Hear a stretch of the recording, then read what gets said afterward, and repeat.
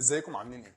احنا النهارده هنتكلم عن دبلومه مهمه جدا وهي امبيدد سيستم. اي مهندس اتصالات او اي حد في حاسبات نفسه ان هو يشتغل الشغلانه ديت عشان ياخد مرتب اكتر من 20000 جنيه. وطبعا عشان انت تاخد ال 20000 جنيه ديت لازم تكون شغال في شركات عالميه او في شركات ستارت اب او تبدا الشركه بتاعتك، بس لازم تكون فاهم امبيدد سيستم كويس. وفي خلال الكورس احنا هنتعلم مع بعض كونتنت كتير جدا، منها ان احنا هناخد معاك من اول الصفر خالص ان انت تتعلم البرمجه ولغه السي عشان تقدر تعمل بيها مشاريع كتير، زائد ان احنا بنعلم معاك الانترفيس مع الاي في ار. وكمان مش بس كده، احنا بنشتغل معاك برضو في الار. وكمان احنا في خلال الكورس بنتعلم البايثون ونتعلم اللينكس بحيث ان انت تقدر توظف الاي اي مع الامبيدد سيستم وكذلك الاي او تي. ومش بس كده، احنا كمان بنشتغل معاك في الاوتوميشن، وكل ده بالاضافه للسوفت سكيلز اللي احنا بنقدمها.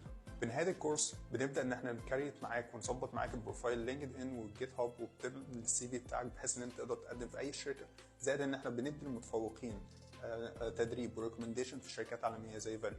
وكمان احنا عندنا انستراكتور معتمدين من شركات عالميه وشغالين اوريدي في بوزيشن عالي في شركات عالميه منها جنرال موتور وفاليو وشركات تانية كتير. مستنيينكم تنورونا في اكتوبر هاب. مع السلامه.